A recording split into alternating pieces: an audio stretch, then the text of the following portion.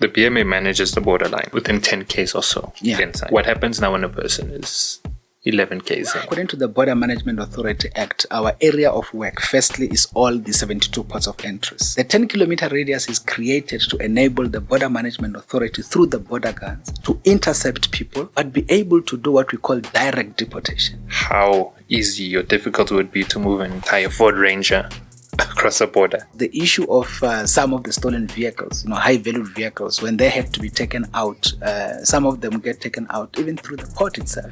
And mostly when they take it through the ports, it's on instances where they would have hijacked a person. And in that instance, you'll find that the person ends up not being able to report them.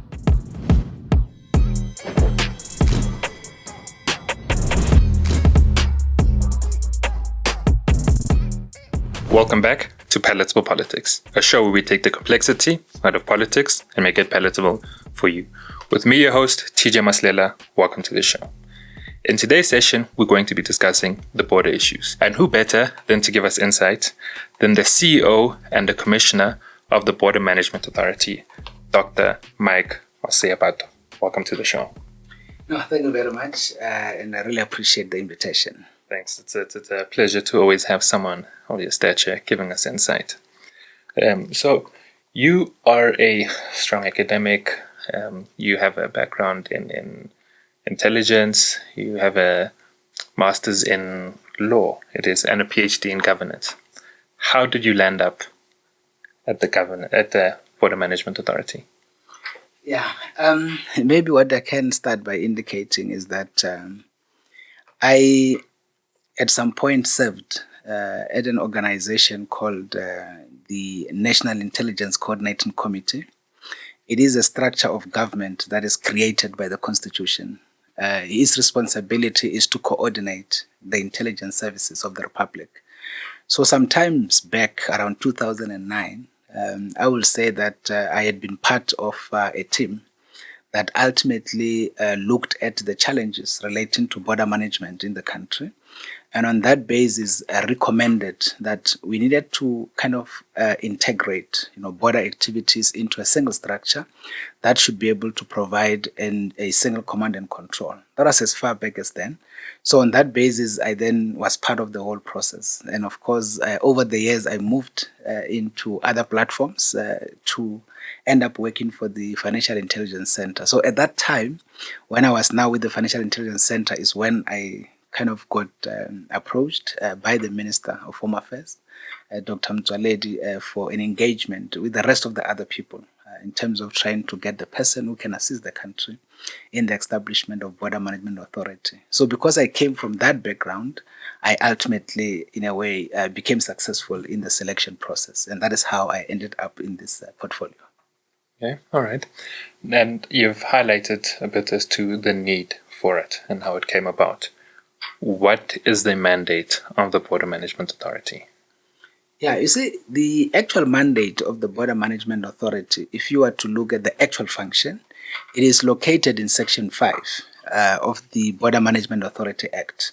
So if you are to look at subsection A, it talks about having to facilitate and manage the legitimate movement of persons across the country's ports of entry, as well as the border law enforcement area. So subsection B tells us about facilitating and managing the legitimate movement of goods across the port of entry and the border law enforcement area. And of course, subsection C indicates we need to coordinate as we do this work with other principal organs of state, border communities, and any other, a relevant individual into the environment. So that is basically the essence. But the crux of its establishment was on the basis of having to move away from applying a multi-agency approach in as far as border management is concerned. Because a multi-agency approach, what it does is you had a lot of government departments who will then send people into the ports. And when those people are in the port, they basically go there to implement laws of a particular government department. And those people had to report back to that department, and you will find there is now a lot of people across or coming from various departments working in an environment, and there is not that much of a better integration in terms of doing the work. And that ultimately creates a lot of issues, fragmentation, silos, and it ends up facilitating corruption. It is for that reason that one had to look at at the issues from a country point of view and say, how do we integrate all these functions, create a single structure that is going to be looking at the issues of having to have this structure implementing these functions that are emanating from various departments, but as a single organization with a single commander, and on that basis, it becomes easier to actually do border law enforcement. Borderlines. Can you guys man it? Yeah, you see, capacity issue is a very real one. It is something that cuts across all government departments. It cuts across a number of entities. And I suppose the core of it is on the basis of a constrained fiscus. So that on its own, I suppose, becomes now the center of the challenge. I mean, the Minister of Home Affairs, for example, or Dr. Aaron Motsoaledi could tell you the Department of Home Affairs is operating at less than 45% in terms of its capacity based on the nature of the work they need to do. So that on its own is a challenge. So from a Border Management Authority point of view, it is even worse. It's even worse because at the point of our establishment, there hasn't been much injection, in terms of the new financial into the environment. We, for example, in 2022 launched 200 border guards. We later got around 21 extra border guards, and we now have around 400 that are at training that we are supposed to enroll sometimes in the coming financial year. So that on its own already demonstrates to you that if you look at the numbers, even if the 400 is enrolled, we talk about 600. So ultimately, it becomes very much difficult. But what we believe on is that with the country appreciating the criticality of effective border management, we do hope that there will be some investment in the space, which should be able to bring some additional human resources, but also bring in technology to be able to stand as a force multiplier. But in the current, I will say that the incapacity is very real. So you're saying 600 if everyone gets integrated. What's the number you say you would need, the target? When I talk about 600, meaning 200 border guards plus the 400 at training, we do have around 1,800 people additional to the 600. And that is mainly, for example, immigration specialists that we integrated from Home Affairs, around 1,200 or so of those. And we have few that we integrated from the Department of Agriculture, just below 400, and we have few that we integrated from the Department of Health, as well as few that we integrated from the Department of Forestry, Fisheries and the Environment. So all in all, we are sitting at around 2,100 or so staff complement in totality. And if you add the 400, that will come later. So we'll be sitting at around 2005, 2006, ultimately. Now, if you are to look at the roadmap for the establishment of BMA, as well as the actual case, a business case that was developed, we looked at around 15,000 in the period leading up to 2030. That is what was developed in 2016 when we actually started this process of mapping out how this thing needs to look like. And of course, from where we are sitting now, we are just hopeful that we should be able to reach that number. Complemented by ICT, we should be able to have an impact. So that's basically the numbers that we are supposed to have ultimately. And from now one of your previous hats, from your time in defense, so you have some type of understanding there. The natural question is, why not use soldiers? I mean, we have soldiers, but we're not at war. Why not get there? What's stopping us from using soldiers to help man the line? Yeah. So maybe what I can say is that that is a bit of a policy question. And of course, from where we sit, we are not necessarily, in a way, in the policy space. We are actually in the implementation of already developed policy. But if you were to look at the legislative provisions, you will realize that the Defense Act, as well as the Constitution, is very much explicit in as far as the responsibility of the Defense Force is concerned. It is to defend the country's territorial integrity. It is to make sure that the country's territorial integrity is preserved. And of course, the borders broadly are safeguarded, meaning they have to ensure that the country is not being invaded and the country is not being taken over in a way. Now, if you were to look at the actual activities relating to border management, especially looking at the functions we've been given as the Border Management Authority by the President through Section 197 of the Constitution, he gave us the functions that came from the Department of Home Affairs, and those are immigration functions. It means that from the internationally recognized borderline, 10 kilometers into South Africa, we have to implement immigration laws, meaning we have to look out for individuals who try to cross into the Republic illegally, meaning without documents. Those individuals are breaking immigration laws, and we should be able to get them intercepted, get them arrested, take them to the port, take their fingerprint, get them processed, and ultimately get them deported. So in that instance, we should also be able to bar them from re-entering the country for the next 5 years. So that is basically what we have to do. So that is immigration laws. But similarly, we have to make sure that anybody who tries to get closer to our territory in terms of crossing the borderline, in instance where person becomes illegal, it becomes a problem. They need to go to the port of entry. But if they try on the borderline, we should be able to make sure, even when we intercept them, that they are therefore not carrying some kind of diseases that will be very much problematic for the Republic. And that is port health responsibility. We got those functions from the Department of Health. They were given to us by the President. But similarly, we are responsible for agricultural functions. And the agricultural functions that we got from the President, from the Department of Agriculture, is making sure that we don't have animals that are moving astray from any of our neighboring countries into South Africa. Because once they do that, they can bring in foot and mouth disease or any kind of disease. Then we have to get that animal intercepted.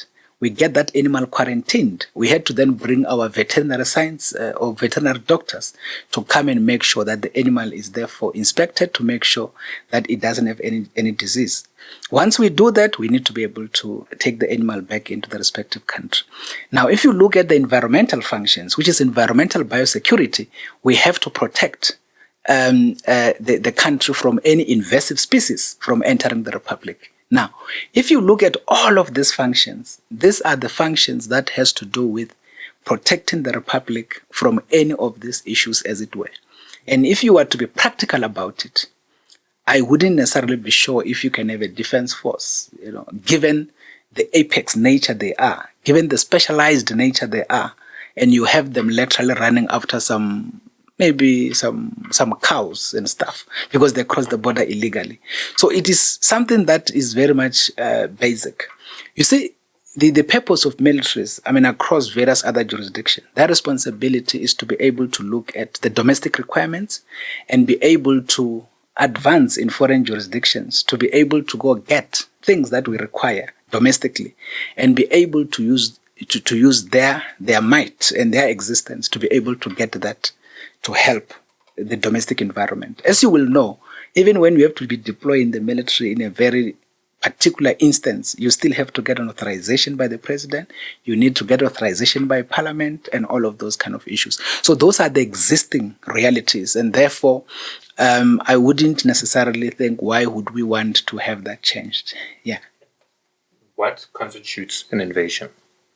You see, an invasion under normal circumstance, as you will know, at least I had been, when I was young, working in the defense intelligence space. And part of the work that we had to be doing is to be able to analyze all the jurisdictions outside us. We have to be able to analyze, for example, the military capabilities of all of our immediate neighbors and be able to understand what kind of military weaponry do they have and be able to analyze the kind of activities that they're involved in, but at the same time be able to look at the preservation of their foreign policy posture in relation to our domestic policy imperatives, but also juxtapose it against our own foreign policy posture. And ultimately make sure that we kind of ensure some kind of harmony between us and any other jurisdiction across the globe. Obviously, working with the diplomatic environment, which becomes the Department of International Relations and Cooperation. So at the end, when we talk about an invasion, in terms of your military doctrine point of view, we talk about an organized force that ultimately crosses the Republic or actually even attacks the Republic from where they are and ultimately compromises the country's territorial integrity. That is what we refer to as an invasion. I wouldn't think if some 2 donkeys from Botswana would enter South Africa and cross the borderline, we might want to kind of describe that as an invasion. Or some 3 Zimbabwean ladies who happen not to be having passports crossing into South Africa, we call that an invasion, which will require a military intervention. I don't think so. It's just individuals who have broken immigration laws and they need to be processed as such. The BMA manages the borderline within 10 Ks or so inside. What happens now when a person is 11 Ks in? Or people that are already, because we already have a illegal immigration problem. Are you guys managing just the outside, or are you guys involved in terms of rectifying? Let me indicate that according to the Border Management Authority Act, our area of work, firstly, is all the 72 ports of entry in the Republic, which 53 of them are land. That's where we are stationed, doing the processing of people and goods, as it were. And of course, we have 10 international airports. That's where we are, managing people's exit and entry into the Republic. 9 seaports. All of these are our area of work. Then the law also says that we must work in what we call the border law enforcement area. And the border law enforcement area in this instance talks about the 10 kilometers. But what the law actually says, to address your issue, it says we work 10 kilometers and any other reasonable distance. So in other words, if somebody crosses the borderline illegally and is an immigrant who doesn't actually, obviously, it's illegal because it's crossing the borderline, then we are, for example, pursuing that person. We can't run after the person entering South Africa. When it's 10 kilometers, we stop. No, we have to pursue that person to the point that we're able to apprehend the person. Now, let me answer this before I come to your ultimate question in terms of why the 10-kilometer radius. The 10-kilometer radius is created to enable the Border Management Authority through the border guards to intercept people, but be able to do what we call direct deportation. Direct deportation means we don't have to take the person through the court system, the magistrates, and get them ultimately given what is called the deportation order through the court of law. That happens when people are already in the country. But at the border environment, we do direct deportation. So we arrest you, we take you to the port, we process you, we actually deport you. The only thing that is different is if you are a foreign national that is not from any of the immediate neighborhood, then that is when we have to bring you back into the country. For example, in Beit Bridge, we intercept an individual. Generally, we think it's Zimbabwean, and then only to realize he's Zambian, or is Congolese, or Malawian. So we can't deport that person to Zimbabwe. We have to take that person into the country. Now, who works in the country? Inside the country, we have what is called the Immigration Inspectorate. So the Immigration Inspectorate is a team of law enforcers from within the Department of Home Affairs. Those ones were not integrated into the BMA. They remain in the Department of Home Affairs, and their responsibility is to enforce immigration laws inside the Republic. Meaning, they are the ones who will go to the cities with the police and things like that. And obviously, when they arrest people without passports, they have to get them deported. Our responsibility is to make sure they don't come back after they have been deported. But why? I mean, if someone's coming from Nigeria, coming through Zimbabwe, why not just take them back to the point and say, look, you were coming from Zimbabwe, so you're Zimbabwe's problem. Yeah. Why would we internalize that problem and now put this guy on the flight? Yeah. You see, the problem obviously is how the laws actually are structured, including the international protocols. So you cannot deport a person into a country that they are not a national to, especially when you talk about land. The only issue that can be possible is when we have a specialized arrangement bilaterally with that particular country that you shall be deporting foreign nationals who are not their nationals into their country if those people came through their country into your case. But in this instance, we don't have any of those agreements. That is why we are not able to deport them. Because when we deport a person, we don't just push them back. No, we actually do an official process whereby we take the person into the immigration officials of the neighboring country. That country must be able to receive the people, must be able to verify their nationality, and must be able to then process them into their country. That's how it works. So we can't just throw any other. If it's not theirs, it's not going to be acceptable. Okay. And now if someone walks in, if an illegal foreign national walks in here, and I don't know, somehow we determine that he or she is illegal. What's the process? Or what do we do? You mean just us here? Yeah, no, just like right here. I understand. Now it's outside, it's well outside the reasonable 10K. Yeah, definitely. Now it's just in Gauteng. Yeah. What happens there? Yeah, remember, like I said, the people that now do that work inside the country, is the Immigration Inspectorate. Okay. It's a team inside the Department of Home Affairs that deals with those aspects. So in this instance, if somebody walks in here, we determine this person is a foreign national, he doesn't have documents, for instance. Under normal circumstance, we must be able to alert the law enforcers, which is either the SAPS or actually the Home Affairs. Remember, even if SAPS, for example, would arrest that kind of a person, they will still have to interact with Home Affairs for the verification of that person's nationality. Meaning, Home Affairs must check in our population register to check if this person is South African or not. Once you are not in the population register, then it means you are not South African. Once you are not in the register for refugees, it means you are not a refugee. Then you must be able to say, where is your documents to say that you are from whatever country? So if you can be verified, then it means you don't have the documents. That is when they take such people to a place called Lindela in Krugersdorp. Lindela, as you can imagine the concept, it means wait. So they put them there until they have to interact with their embassy. If this person is from wherever, let's say Pakistan, for example, they'll talk to the Pakistani embassy and say, we have your person there. Can you help us to get the person verified? Once the person gets verified, then South Africa, at its own cost, must be able to get that person deported. Is that a refugee camp? You mean the Lindela? Yeah. Not necessarily a refugee camp, because you will remember from a policy position in South Africa, we don't have refugee camps. So the ruling leadership had decided at the point of transition that South Africa is not going to have refugee camps. That is why, from a policy point of view, what do we do when a person arrives in here, even when they're looking for asylum? But I will talk to the process properly. But I just want to demonstrate, we don't have refugee camps wherein when somebody says, I am an asylum seeker, we take them to a refugee camp. So we don't have. So here, we allow the person to integrate to the community and then do the process of asylum seeking and all of that. One, what constitutes an asylum seeker and what's the process, and also monitoring it? You will remember, according to the global protocols, obviously the UN convention that deals with refugees, it does indicate that people can leave their own jurisdiction for a number of reasons.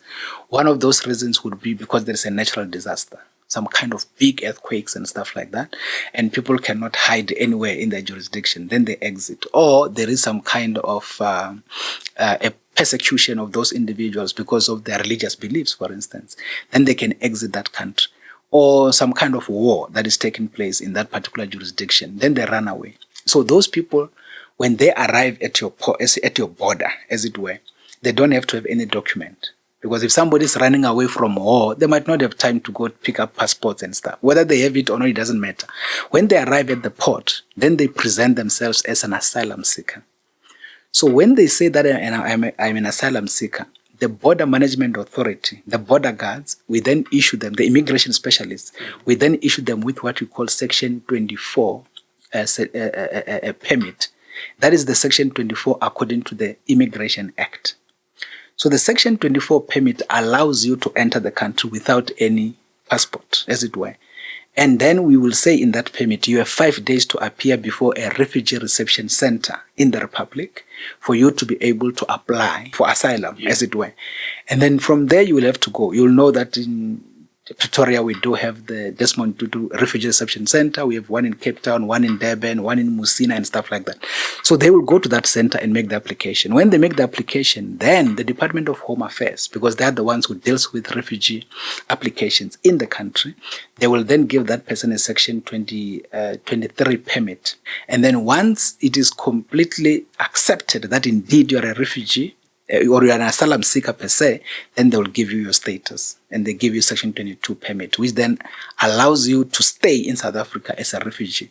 But as you will know, when you are a refugee in a country, you are not allowed to be, going back to your country during festive and stuff like that. So the only problem we have in South Africa is not a refugee problem. The problem we have is economic migrant problem, who then present themselves as refugees.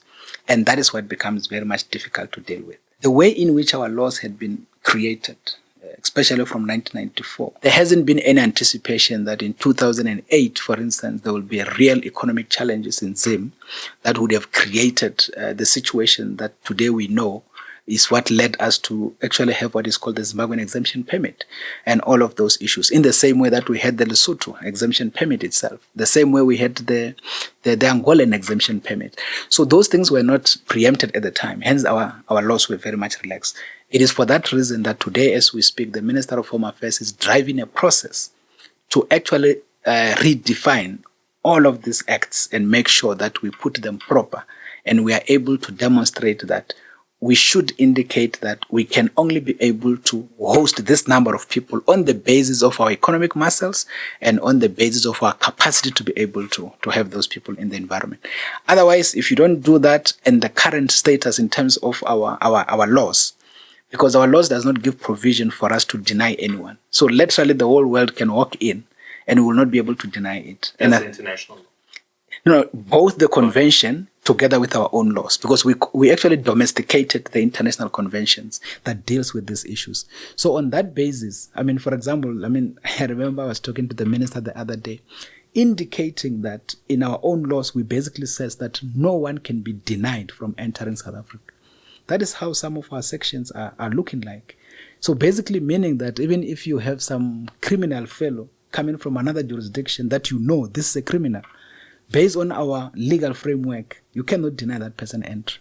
But we do that in a way, because we do that before the person enters. But if the person is to enter and you want to deny, you can actually be taken to court. You will not win that case. It is for that reason why the process underway now is to change all those laws and make sure that they actually are carrying the status of what other jurisdictions have, as it were. And this is why we can't, I'm not saying it's good or bad, but hey, there in the USA, we're seeing legal and illegal migrants being moved to not hospitals, but schools, basically using schools and stuff as refugee camps. We can't do that because of our internal domestic laws. That one is not much of a law, but it's just a policy that has been decided. Yeah, okay. Meaning that I would say the ruling NGO in the Republic had opted for that option, to say that we are not, we are not going to be having refugee camps in the country, and that has been decided then. And by the way, it can be changed if they do want to do so. But in the meantime, we are not. That is why in other jurisdictions, go to Uganda, for instance, there are refugee camps in Uganda, and those refugee camps are being managed or are co-managed by the country as well as the UNHCR, the United Nations High Commissions for Refugees. And they also bring some dollars to be able to assist those refugees, because it is a commission that has been created to do exactly that. But in South Africa, they are just having, some kind of nice time because they have no obligation around those issues. Because with us, we say go integrate, which is why initially when we say go integrate, one of the problems we had after saying that was that if the person is integrated, how are you expecting them to actually survive? So it means that they must be allowed to do a business, or they must be allowed to work. And on that basis, all of those issues became new jurisprudence that get created in the Republic. And that is why you will find that people come in, and then 2 days down the line, they are running spider shops all over, and you can't do anything about it. You spoke about the two, but it seems like you forgot the the crime element, which I guess all of this now taps into the economic aspect. From the BMA aspect, how do you guys help mitigate the economic element of the illegal crossing of goods, the internal circulation of money, trying to maintain all of those things? And on that, are there also restrictions in terms of economic, or I guess any type of goods that can be taken out of the South African economy? Yeah. You see, if you were to look, as I said, Section 5, subsection B, we have to facilitate, manage, and the key word is legitimate movement of goods, meaning that you will remember that SARS is basically the one who operates in the background, doing interaction with both importers and exporters, and be able to deal with the issues of customs duties, the taxations, the everything.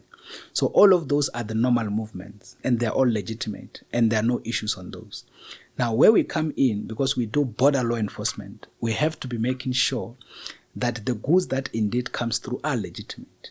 So if you declare to SARS that I'm actually importing 10 laptops, and they cost this much, and I paid this much tax, When you arrive at the port, we need to see those physical laptops and see your paperwork, and you are allowed in. It's as simple as that. Now, the challenge is in instances where you have people who will either under-declare. In other words, they say, I'm actually bringing 10 laptops, but actually they bring 50. The 10 is legitimate, and the 10 is what they pay taxes on, but the 30 is actually fake, and they bring it in.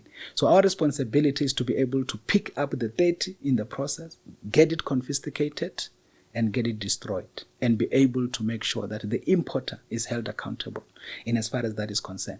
So that is the dealing with illicit goods. Now, those are, I would say, some of your highly complex kind of environment where you have people who are playing in the formal space, who also do some bit of illegality. But the one that is more basic is when people just directly push illegal goods or illicit goods, maybe through the borderline or actually through the port of entry, through some basic hidden approach. For example, they bring this big truck. It has probably the rest of the part is official things, and they create some secret compartments, and then they put illicit cigarettes and all of that. Our responsibility is to make sure that we pick up all of those issues, and we are able to arrest those trucks, arrest those drivers, and engage with the owners and actually get those things confiscated. So our responsibility is to also start dealing with the movement of illicit goods in the Republic so that we can start to protect the economy of the Republic. If you are to look at the economy of South Africa, obviously for the past 10 years, I think it has been sitting between 1% and 2%, sometimes at least a bit 3%. But look at the informal economy. I mean, it is literally thriving just in front of us, all the time. And that is what makes the formal economy to continue being strangled, because the illicit economy continues to thrive. So you will find that because of economics and the challenges that people are sitting with, so people will end up drifting into the informal side. And by the way, they started with goods, with clothing, which is a basic issue. Then they moved to issues like cigarette, and they moved to issues like, I would say, alcohol. And now they're moving to medicine, where you find, Panadols and all of those issues that get brought into the Republic. Yeah. The human trafficking aspect. Yeah. What's that? What's the status there? How bad is it? Yeah. You see, the issue of human trafficking is one of those issues that had always been around with us. And part of our responsibility, again, subsection 5A, facilitate, legitimate. You facilitate and manage legitimate movement of persons across the ports, meaning that for those that are trafficked, we cannot facilitate them, but we should be able to pick up who the trafficker is and ultimately make sure the person is brought on, to book. So the issue of human trafficking is a very serious issue, even globally. And we have the responsibility, as we do the work of border management, to be at a lookout for such instances. But what makes human trafficking complicated is the concept of human smuggling. Because you will remember that when you talk about human smuggling, you have instances where the person being smuggled is, in certain instances, is not actually a victim, but he actually is being facilitated, as it were. And that is what becomes then complicated. Human trafficking is easier because the other person is actually a victim. When it comes to child trafficking, it's even worse. And those are the things that we are at the lookout for. It is for that reason that around the 3rd of December, if you remember, we did actually stop around 443 children that were being brought into the country. Yeah, it ended up becoming something else. And I can tell you, those are some of the things that makes our work difficult. Because now you have something that is our basic work becoming a bit political, and now also becoming interjurisdictional, which was very much unfortunate. But at least we dealt with that at the technocratic level. We brought in the officials from the other side. We sat down and we dealt with the issues. Okay. Yeah. Right. No, thank you. Is there anything else you would like us to know that's not out there? Or have we been sufficiently covered? Yeah, maybe the thing that I can just indicate is, and I think this is for me, is a cry point, is to say that the country has established a border management authority. The country is still to capacitate the border management authority so that it can be able to do its work with proper and full capacity. But unfortunately, especially in social media, I'm telling you, social media fellows are not nice fellows. But people are actually attacking the Border Management Authority, which is a structure to resolve issues on historical issues. In other words, on historical challenges. So you find a situation where we are saying, no, but we are here to address the same problem you are raising. But no, they said, no, it is you actually who's failing. I said, no, but we've just started. I mean, we started 1st of April, but the majority of the time we're doing staff integration, admin issues, having to engage with labor, make sure people's conditions of service are in order, because we took them out of government into an entity. So there was a lot of administration that we had to do. We had to start procuring uniforms, for instance, make sure we are ready for the launch and all that. We got launched on the 5th of October. I mean, that is probably 3 months or so ago. But I'm telling you, people within this period, they would want everything to be sealed, everything to be addressed, and everything to actually just disappear. Now, they use historical challenges to attack BMA, which is supposed to address the same issues they are raising. And that, for me, is what is arresting us from moving forward proper. With that said, what would you want your KPIs to be? How should we judge or assess your term as CEO and commissioner? Yeah, number one, for me, we should be able to, and maybe let me put it this way. One of the difficulties why it is not even going to be that easy is because people say, but the horse has bolted. Meaning there are already a lot of illegal people in South Africa, and therefore we will not be able to easily judge you because the people are already here. Then I'm saying, but the better way to be able to do so, to be able to judge, is to say, Immigration Inspectorate, SAPS, work together and then get those that are illegal out. If they return, then you will know we are completely failing, and that should be the essence. But the lower, closing the tap, yeah, and then now dealing with them. Definitely. And then once the mess comes back, it means that the tap is not closed, and that is when you must judge us. But the one that you can judge us by, it is the lowest hanging fruit, is to be able to engage with what we call border communities and be able to say, since these guys came here, what has been your experience in terms of cross-border crime? For instance, the people in Lesotho, South Africa, they talk about stock theft. They should be able to give a report. Since the border guards has been deployed here, what has been the state of stock theft in the environment? So those are the easier ones, or the lowest hanging fruits, because they should be able to give you instant results out of that. But in terms of illegal migration is concerned, that would be longer term. But the other one that we need to look at, obviously, is the issue of the movement of illicit goods. So once we are successful in arresting the inflow of illicit goods, that on its own must start to allow the economy to move out of being strangled and start picking up. Those are the longer term ones that you should be able to look out for. Guys, you heard it. For more information, we'll put your guys' link, website, how you can contact them if you have ideas, complaints, suggestions, etc. But please don't forget to like, subscribe, share, and we'll see you next week.